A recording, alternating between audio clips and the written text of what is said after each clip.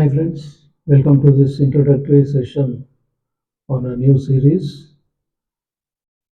Understanding the Operating Systems, One Concept at a Time.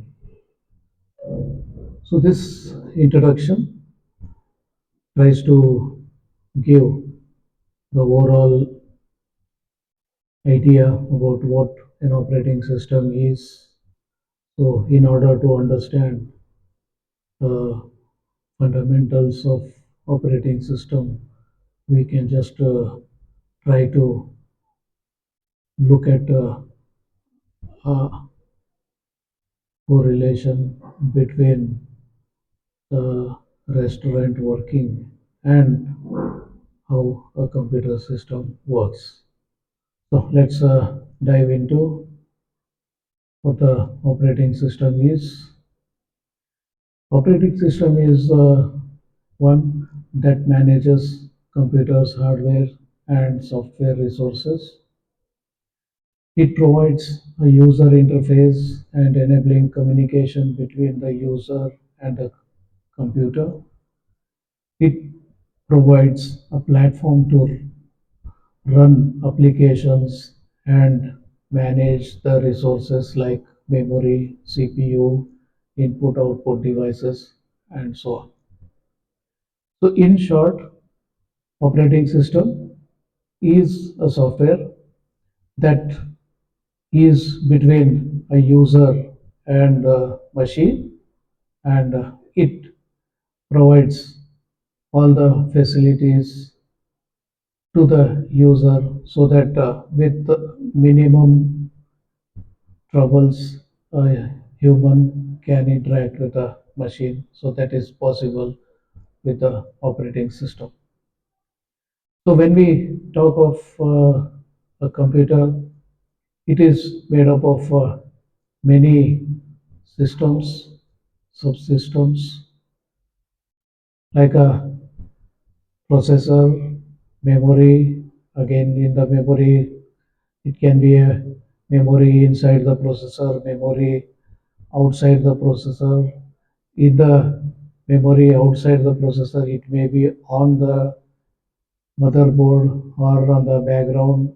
So the memory inside the processor we call cache memory, the one which is on the motherboard we call it RAM, and the one which is in the background we call it secondary memory. So under secondary memory we have many, like a hard disk, CD drive, and many more. Then this whole documents or our processes or the programs have to be stored in this secondary memory, and this storage of the secondary memory should be such that it is easily accessible and should be efficient. So to interact with the machine, we do require some I/O devices. So we need to understand what the I/O devices are and how they help us in interacting with the machine and how they simplified our world of interacting with the machine. All that. Then the next issue we talk about is about the security issues, access control, and when we are working in a big team, then we would like to interact with each other. So some networking required and all that. So looking at that, we have divided our operating system into various components. So the operating system is one which is between application written by the human or the user and the machine or the hardware. Hardware is an electronic device which understands only zeros and ones, and it has its own language which we call machine language, and it is highly complicated for a human to interact with the machine in the machine language. Therefore, we would like to simplify the actions, and that simplification is done through the applications, and these applications in turn make use of the operating system to interact with the real machine. So the various components of operating system. So if we just look at the block diagram of the operating system, we have hardware at the foundation, and then we have various components of the operating system. Then they are used through the user program, and user program you connects to the system through the user interface. User interface makes use of the system calls, and these systems calls will activate one of these components, and through these components it goes into the hardware, and that's how it communicates with the hardware. So to understand the various components here, we just list down what all are there. So we have um, multiple programs to be running simultaneously using a maybe a single CPU or multiple processor, whatever it is. We make sure that all the processes are run efficiently without disturbing each other. So to make sure that everything runs smoothly, we do require something called process management.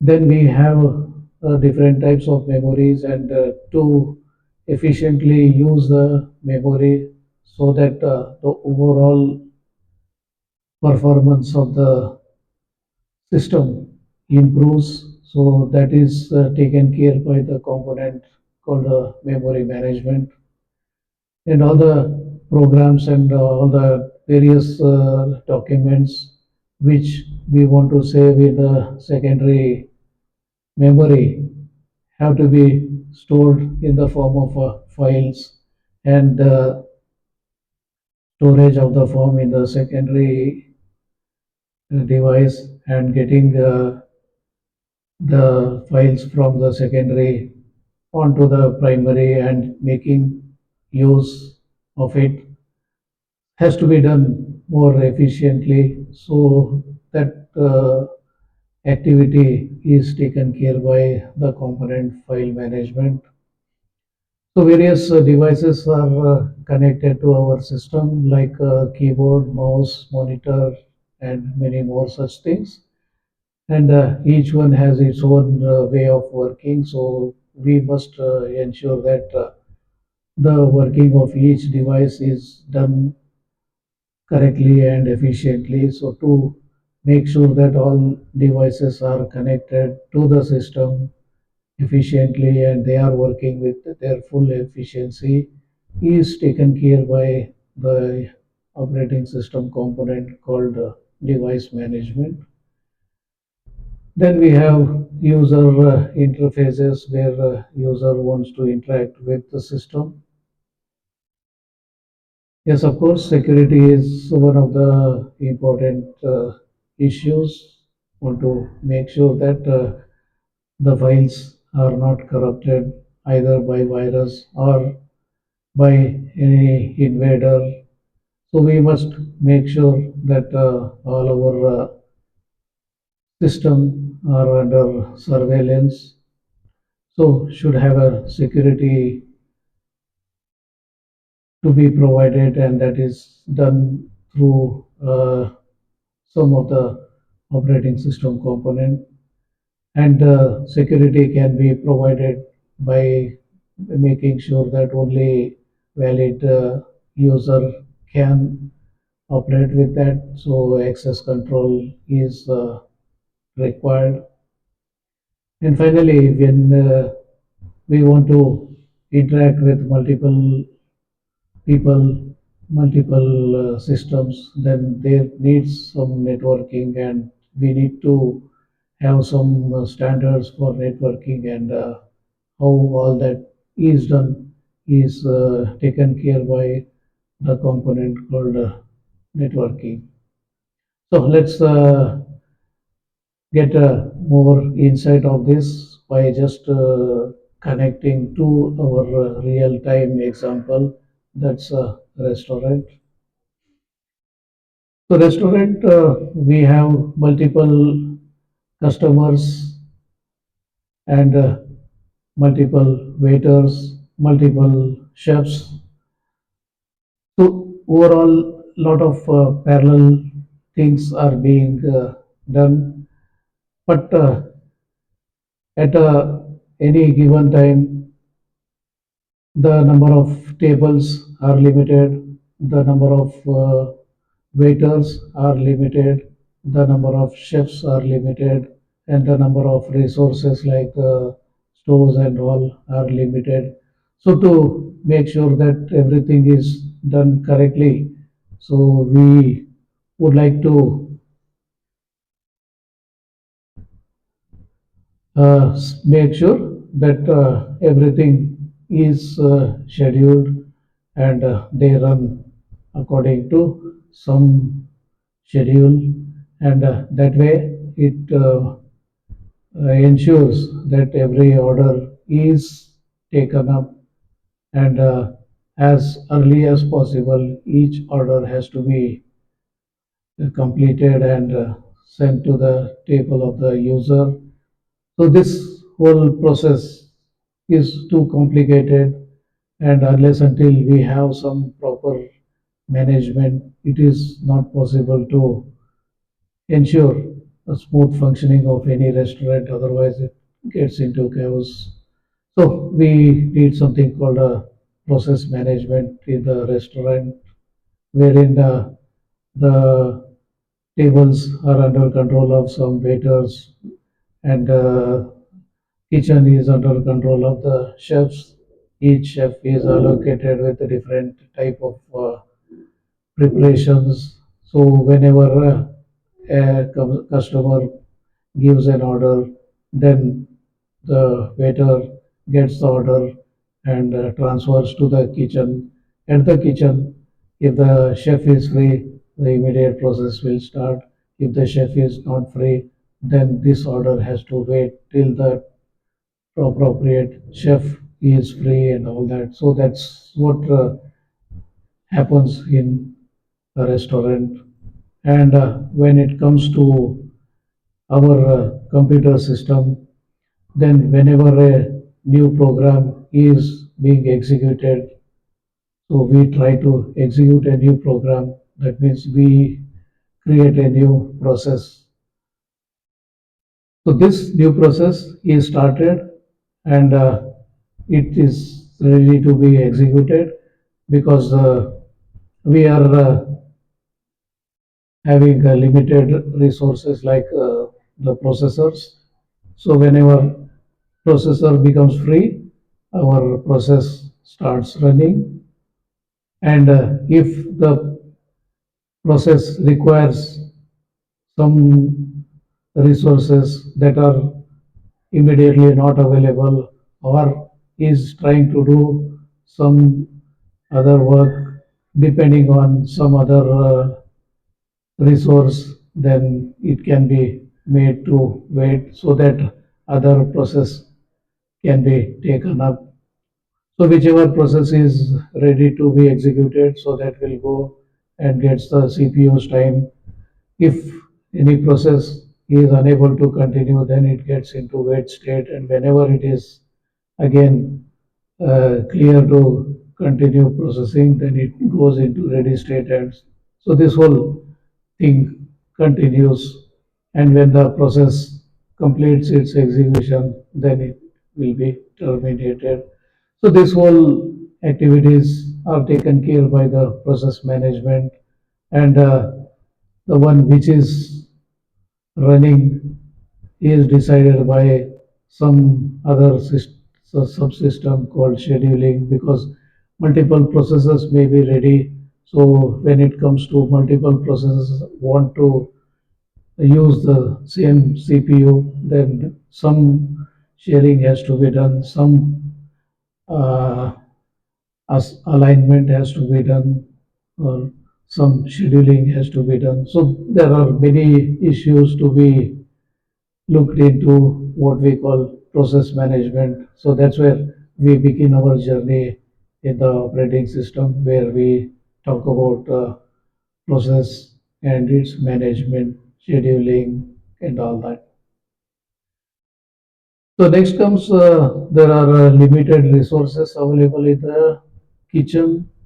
So these resources have to be shared, and if uh, a particular item is to be prepared, and if that item requires a particular utensil, and if that particular utensil is single in number, and if it is already being used by another chef, then the chef who is trying to prepare a current item needs to wait till that vessel or the tool is made available. So these are the issues we come across because we are interested in the memory. So the various uh, processes we want to run simultaneously. So it depends on the number of stores we have. If we have only three stores, then anytime maximum three items can be prepared. But if we want to prepare more than three, then there has to be a queue and it has to be scheduled or something. So that's what happens in a restaurant where the resources are limited in number.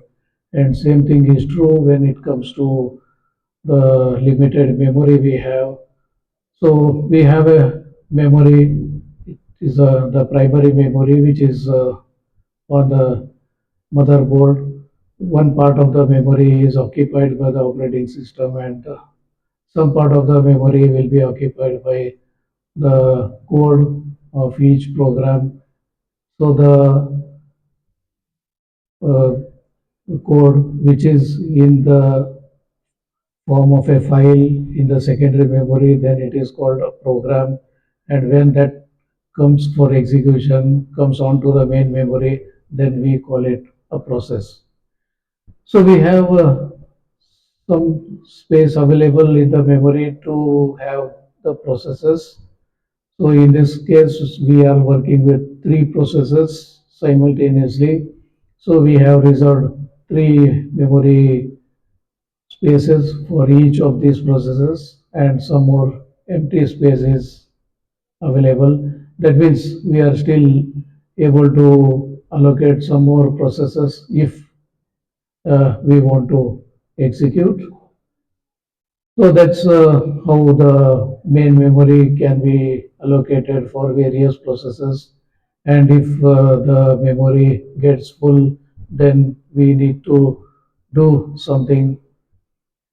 So we need to allocate the memory for each process, and how the memory is allocated, which process will be given which memory and how much memory and all that is the issue to be discussed in what we call memory management in the operating system.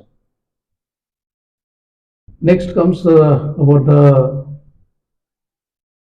file management.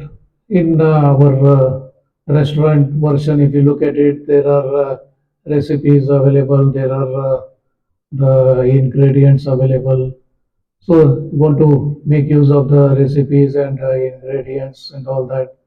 So they are limited in number, so we have to get them and then start our work. So getting into the computer world, operating system world, then the files are stored into the secondary memory, and the secondary memory is divided into some smaller chunks, and we may use continuous chunks for storing a file, or we may use uh, non-contiguous as shown here. Linked list format can be used for that.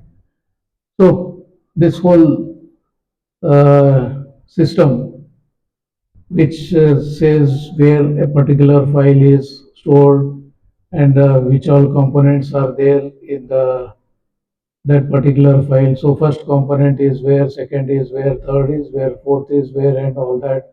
So we just store under a directory system file name and where it starts and where it ends. So it starts from some location 9, and from 9 it goes to 16, from 16 goes to 1, from 1 goes to 10, from 10 goes to 25, and that is the end of it. So that's what it is trying to say. So we make use of linked list format and try to say that this is the component where we are storing the data, and one component where we are storing where the next data is stored. The link is provided on that. So this whole thing is hidden from the user, doesn't know where, which part of the memory is being used for storing a particular file. Say if I try to save one mp3 file, I don't know where exactly it is stored in the memory, but yes, I know that whenever I want, I just call it and I can listen to the song. But doesn't make any sense to understand how it is stored into the memory, where it is stored, and all that is not my headache, not the user's headache. It is taken care by the operating system under the file management system. Then we have something called device management. So there are many devices being used. So we need to make sure that each of the devices are working correctly. So each device has its own way of functioning. So our operating system should know how each one is functioning, and accordingly, it should interact with each of these devices and make sure that the user can interact with the system more efficiently.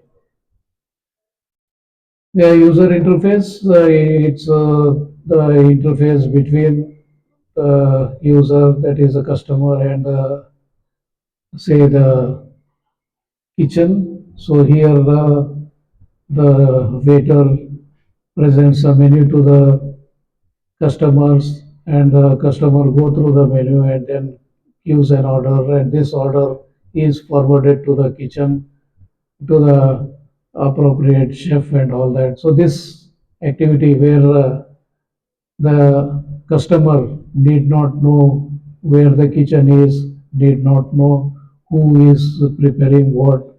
He just needs to know what all items are available in that restaurant, and if wants to have that item, just places an order with the waiter, and the waiter note down all the orders and forwards to the kitchen. So that's user interface we are talking of. So we don't have to worry about what, how the item is prepared, how many stores are there, how many, what type of utensil is used. None of the customer's business.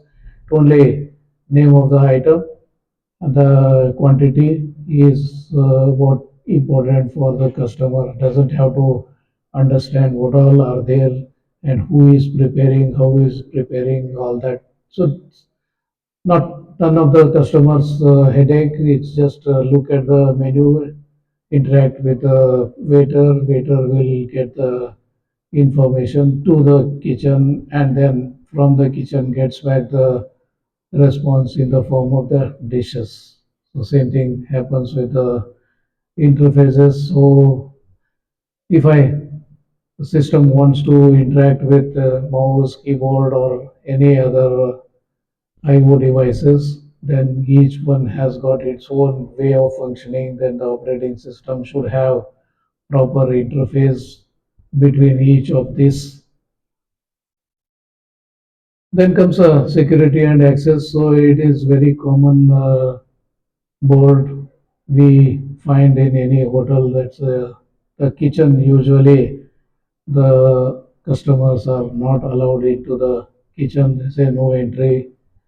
So usually we have such thing like restricted area, only duty kitchen staff will be allowed inside and all that. So to ensure that the hygiene, safety and all that are maintained, so you don't allow everyone to get in and make sure that nothing goes wrong, everything runs smoothly. So to ensure that nothing goes wrong, we need to provide proper security and we need to have proper access control that only some type of people are allowed to enter and all others are not allowed to enter and all that.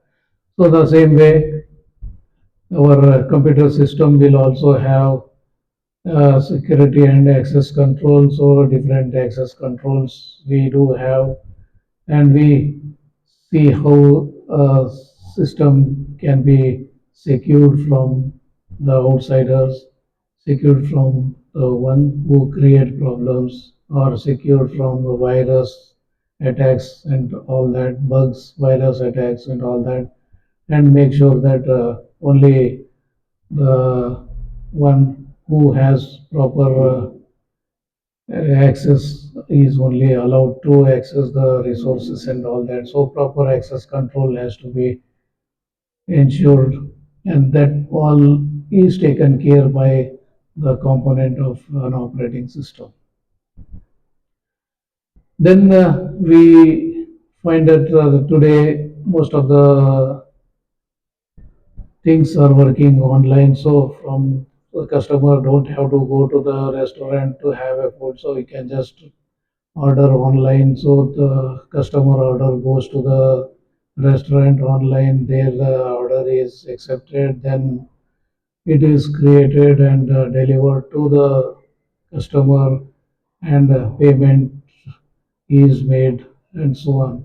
So this whole activity is done remotely. So for such things, we need a proper networking, and this networking ensures that anywhere the customer can order and get the item from any of the restaurants.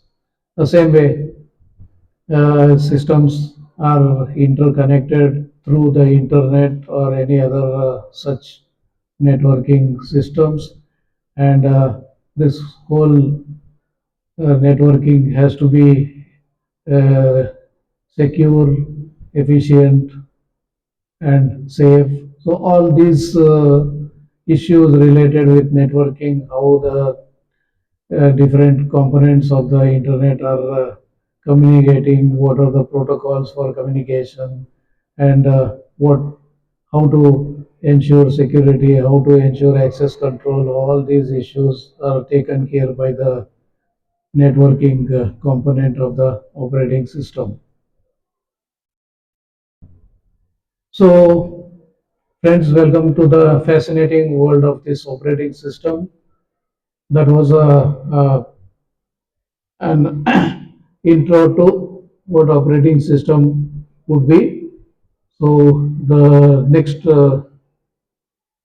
episode of the series, we start working with different concepts of operating system. So, let's understand the operating systems in depth.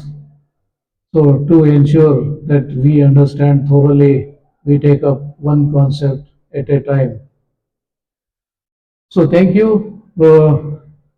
Hope you enjoy this journey with me understanding the operating system concepts. So keep watching if you find it interesting. So please like and subscribe, and any additional things are required, so please do write into the comments, and please share the information with your friends. Thank you.